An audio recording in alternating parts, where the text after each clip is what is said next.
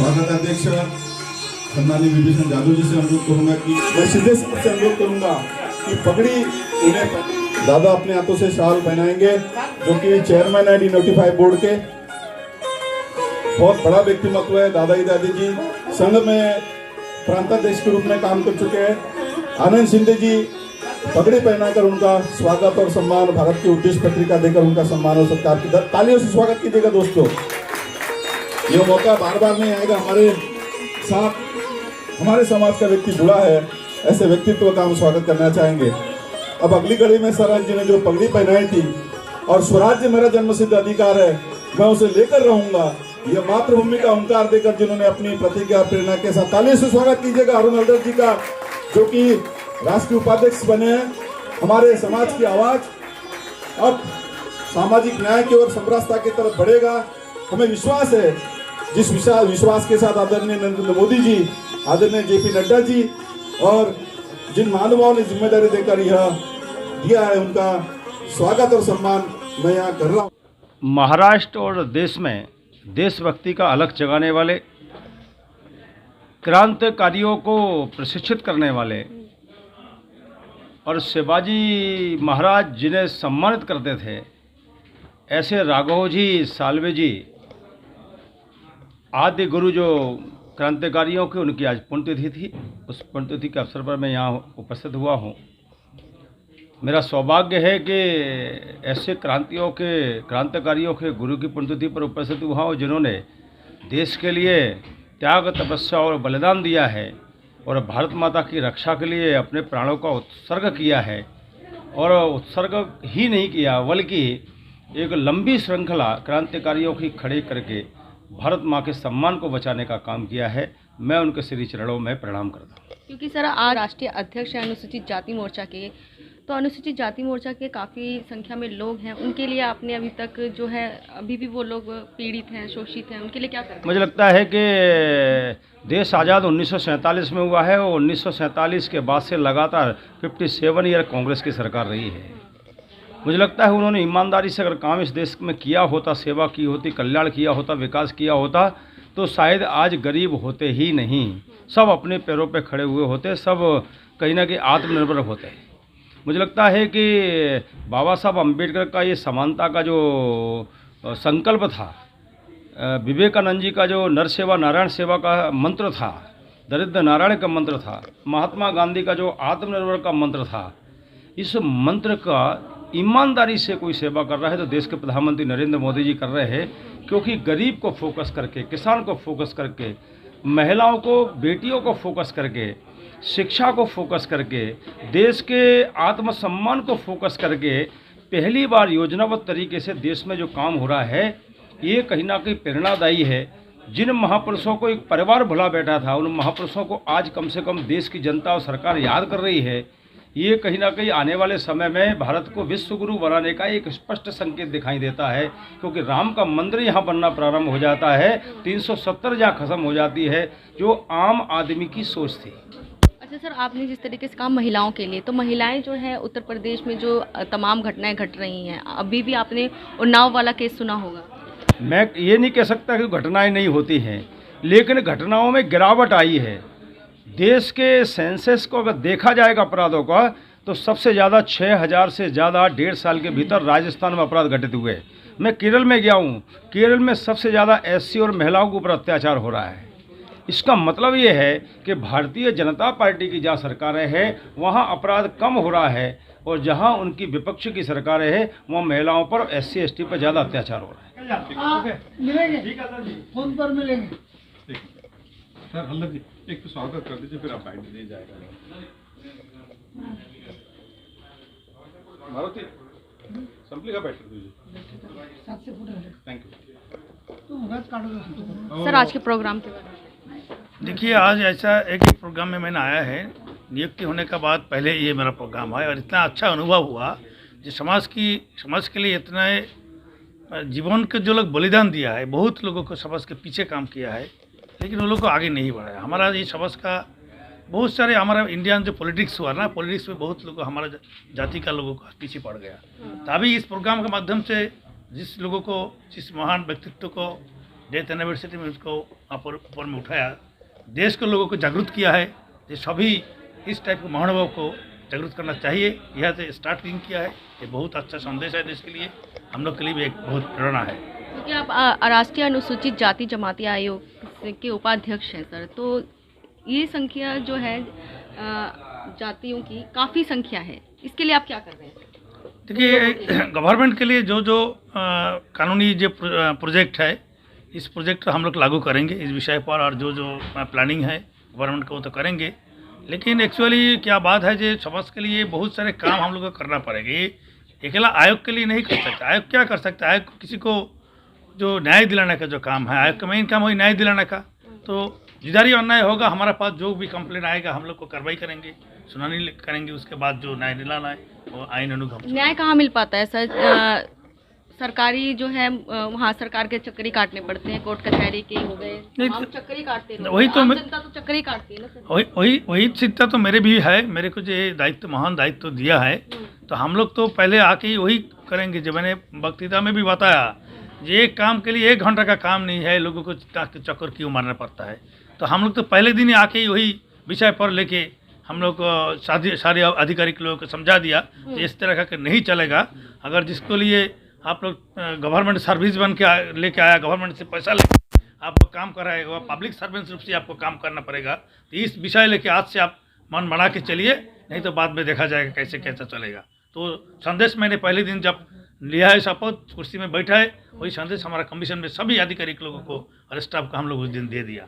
और उस टाइम पे जो एक खबर मेरे पास आया, उन्नाव वाला खबर, वो तो संग मैं उधर से डायरेक्टर को भेजा है, आधा घंटा के अंदर रिपोर्ट करने के लिए उधर से रवाना हो गया। ये नहीं तो उधर उस दिन ही मैंने लिया है, और उसका रिपोर्ट भी मेरे पास आ गया। उन्नाव वाला रिपोर्ट जो क्या हो गया नहीं, फास्ट हो रहा है जो भी काम। हाँ, हम फास्ट करने के लिए आ रहे हैं। मोदी जी ने हम लोग इसके लिए भेजा है, जब जो काम अभी जमा हुआ है वही काम हम लोग को फास्ट करना पड़ेगा। ये मेरा अधिकता है, प्राथमिकता है। गुरु लहू जी साळवे, वस्ताद भी कहते हैं उनको, इनकी पुण्यतिथि के अवसर पर एक कार्यक्रम,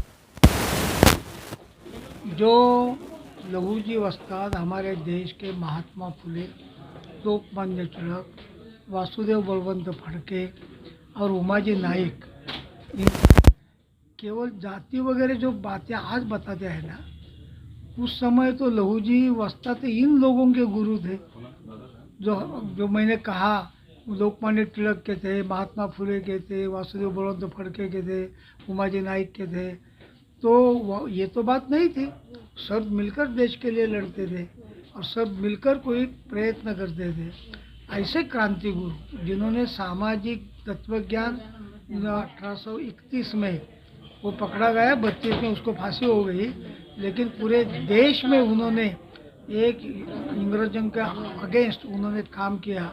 ऐसे क्रांति गुरु लहू जी वस्ताद, इनके बारे में एक कार्यक्रम था। बहुत बड़ी बात है हमारे देश में जो मातंग समाज है, वो मातंग समाज में अण्णाभाऊ साठे, क्रांति गुरु लहू जी, इस तरीके के बहुत बड़े जो देश की देन है, हमारे पूरे देश को एक मार्गदर्शन करने की क्षमता रखने वाले, स्वातंत्र युद्ध में आगे लेने के लिए प्रयास करने वाले, ऐसे यह महापुरुष की आज पुण्यतिथि थी। इस अवसर पर कार्यक्रम हुआ था, और जो हमारे आनंद सिंधे है, मेरे पास ये है, उन्होंने अगुवाई कर ले लिया और एक अच्छा कार्यक्रम दिल्ली में हुआ। आप क्योंकि अध्यक्ष हैं सर घुमंतु तथा अर्ध घुमंतु समाज से, जनजाति के लिए आप क्या कर रहे हैं सर? काफ़ी जो जनजातियां हैं वो लोग ऐसे घूमती हैं सर, उनको कुछ सुविधाएं नहीं मिल पा रही हैं। ऐसा है कि हमारे प्राइम मिनिस्टर नरेंद्र मोदी ने मुझे 1915 में ये DNT, D notified nomadic and semi nomadic tribe, यानी विमुक्त और घुमंतु जनजाति, इनके लिए कमीशन का चेयरमैन इस नाते बुलाया। मैंने 36 आउट ऑफ 36 स्टेट का प्रवास किया, फर्स्ट हैंड इंफॉर्मेशन इस समाज के बारे में इकट्ठी की। 1658 इतनी जनजातियाँ विमुक्त घुमंतु के हैं, करीबन 15 करोड़ उनकी एक लोक संख्या है उनकी। तो इतना बड़ा समाज, लेकिन बहुत उसमें से बहुत लोगों को कुछ भी नहीं मिलता है। कोई उन्हीं के लिए क्या कर रहे हैं सर आप? और वही बताना ना, एक कमीशन के आधार पर गवर्नमेंट को रिपोर्ट दिया। गवर्नमेंट ने पहली बार हमारे देश में किसी कमीशन ने अपना रिपोर्ट दिया, केवल 7 महीने में उन्होंने उसकी प्रक्रिया शुरू कर दी। मैंने 20 सिफारिशें की थी, उसमें से 12-13 ऐसी थी कि उनके विकास और कल्याण के लिए थी। तो अभी उन्होंने उनके विकास और कल्याण के लिए एक बोर्ड बनाया और इनके शिक्षा, उनका रहन सहन, उनके लिए मकान, इनके लिए आर्थिक व्यवस्था, ये सबके लिए स्कीम्स बनाना और इसके आधार पर लोगों की उन्नति करना, ये काम अभी उन्होंने मुझे बताया है और मैं उसका चेयरमैन इस नाते दिल्ली में आया हूँ। पूरे देश में हमारे सेक्रेटरी ने, सोशल जस्टिस के सेक्रेटरी ने मेरे कमीशन के आधार पर जो सिफारिशें थी क्या क्या करना चाहिए, उसमें हाउस होल्ड सर्वे ये समाज का होना चाहिए, क्योंकि लोक संख्या मालूम नहीं लोगों को, ऐसा बोलते हैं। तो हाउस होल्ड सर्वे के लिए उन्होंने ऑर्डर किया है। हर एक स्टेट के चीफ सेक्रेटरी को उन्होंने खत लिखा है और हाउस होल्ड सर्वे करने के बाद उनका जो खर्चा आएगा, उनका जो एक्सपेंसेस हो जाए, तो केंद्र सरकार वहन करेगा। ये पहली बार हमारे देश में हो रहा है इन लोगों के लिए। तो अभी उसका हाउस होल्ड सर्वे हो रहा है। दूसरी बार उन्होंने जो हैबिचुअल ऑफेंडर एक्ट है वो निलिफाई करना चाहिए, ऐसा मैंने बताया था, तो वो गृह मंत्रालय को उन्होंने दिया है।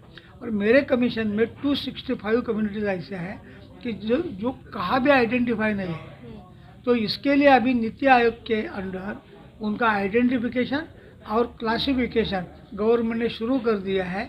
इसके लिए एक उप समिति बनाई है, उस समिति का भी मैं सदस्य हूँ। तो एक्चुअल उनके जो प्रश्न है वो प्रश्न हाथ में लेकर उसका सोल्यूशन निकालना और केंद्र और राज्य एक दूसरे के साथ तालमेल रखना, ये काम अभी हम कर रहे हैं। धन्यवाद सर। आप कार्यक्रम के प्रबंधक हैं आनंद सिंधे जी, आपको क्यों लगा कि ये कार्यक्रम करना जरूरी है? क्रांति गुरु जो आद्य क्रांति गुरु लहुजी साळवे की जयंती और पुण्यतिथि महाराष्ट्र में बहुत पैमाने में होती है, लेकिन मेरी ऐसा इच्छा थी कि भारत की जो राजधानी है दिल्ली में इसका कार्यक्रम होना चाहिए। और इसके लिए मैं हमारे आदरणीय शक्तिस्थान दिल्ली में क्या विशेष मैसेज देना चाहते थे क्या? दिल्ली से सब पूरे भारत वर्ष जाएगा ना मैडम, इसलिए मैंने हमारे आदरणीय शक्तिस्थान जो हम दादा कहलाते, दादाजी का मैं विचार लिया, तो उन्होंने बोला बहुत अच्छा है, आप प्रयास कीजिए। और जो पौधा बोलते हैं ना, अपन शुरुआत की है, इसके आगे हम सब हमारी कार्य समिति मिलके इसके बड़े पैमाने में हम 14 नवंबर 2021 में दिल्ली में विज्ञान भवन में बहुत बड़ी तादाद में कार्यक्रम करेंगे। इसी आशा के साथ में सबका धन्यवाद। हमारे साथ जेएनयू के प्रोफेसर भी हैं यहाँ पर, आइए इनसे जानते हैं कि आप प्रोग्राम के बारे में क्या कहना चाहेंगे। सर, आप प्रोग्राम में आए हैं, क्या कहना चाहेंगे? आप एक प्रोफेसर भी हैं, शिक्षा देते हैं समाज में। मैं इस अवसर का एक फ़ायदा लेते हुए मैं ये कहना चाहूँगा कि आज की जो लहूजी उस्ताद की जो पुण्यतिथि हुई, वो पुण्यतिथि एक ऐसे महापुरुष की पुण्यतिथि है कि जिसके बारे में आम लोगों को महाराष्ट्र के सिवाय ज़्यादा कुछ मालूम नहीं है। लेकिन इस पुण्यतिथि के अवसर पर मैं ये कहना चाहता हूँ, लहूजी बाबा साळवे एक ऐसे हमारे हीरो है, ऐसे हमारे महापुरुष है जिन्होंने इंग्रेज़ों के खिलाफ और ये देश के वर्ण व्यवस्था के खिलाफ अपना आवाज़ बुलंद किया, अपना जीवन समर्पित किया। और उसके साथ साथ ऐसा कहा जाता है कि दलितों ने जो योगदान जो दिया है, जिस हीरो ने स्वतंत्रता के लिए, भारत की स्वतंत्रता के लिए, वो योगदान में इनका बहुत ही बड़ा ये है। उन्होंने लोकमान्य तिलक उनके शिष्य थे, महात्मा फुले जी उनके ये थे, शिष्य थे, फॉलोअर थे। वासुदेव बलवंत फड़के जो स्वतंत्र क्रांति के आधे समझे जाते हैं, उनके भी वो साल्वे गुरु थे।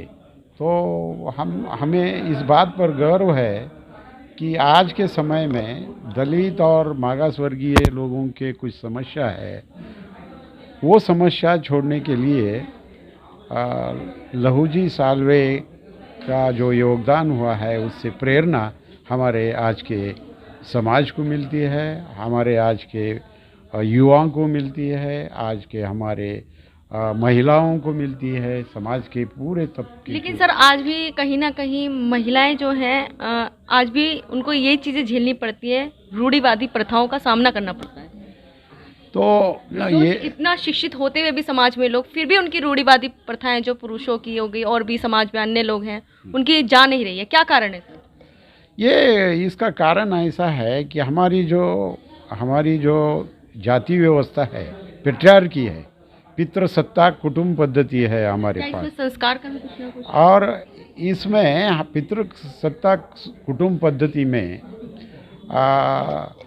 जो है ना, पुरुष का जो वर्चस्व होता है वो वर्चस्व कारणीभूत है। वो संस्कार से पुरुषों का वर्चस्व ये संस्कृति ने लेजिटिमाइज किया है, इसीलिए महिलाओं पे अत्याचार होता है, ये बोलना चाहता हूँ। दूसरी बात ऐसी है, अभी हमारे समाज के अंदर ये इंडोगामी है, जो विवाह पद्धत है हमारे समाज में, वो विवाह पद्धत इंडोगामी है। डॉक्टर बाबा साहब आम्बेडकर ने इसके बारे में लिखा है कि जब तक एक्सोगामी हमारे समाज मान्य नहीं करता, तब तक जो है ना, स्त्रियां और जो निचले जाति के लोग हैं उन पे होने वाला अत्याचार थम नहीं सकता है। ये उनकी धारणा थी, वो उन्होंने कास्ट इन इंडिया नामक उनके किताब में लिखा है। तो मैं ये समझता हूँ कि महिलाओं पे आज जो अत्याचार और उनका हनन होता है, उनको जो दुय्यम दर्जा दिया जाता है, उसका मुख्य कारण यह है कि समाज के अंदर पेट्रियार्की है और पितृसत्ताक कुटुंब पद्धति है, वो उसका वजह है। और इसीलिए हमारे पास आज भी सार्वजनिक ठिकान पर, सार्वजनिक पब्लिक प्लेसेस में महिलाओं को जितना दर्जा मिलना चाहिए वो नहीं मिल पा रहा है, और उनकी जो आवाज़ है वो आवाज़ जितनी बुलंद होनी चाहिए उतनी नहीं होती है। हम कितना ही कहे कि महिलाओं का सक्षमीकरण हो रहा है, लेकिन उतना सक्षमीकरण नहीं होता है।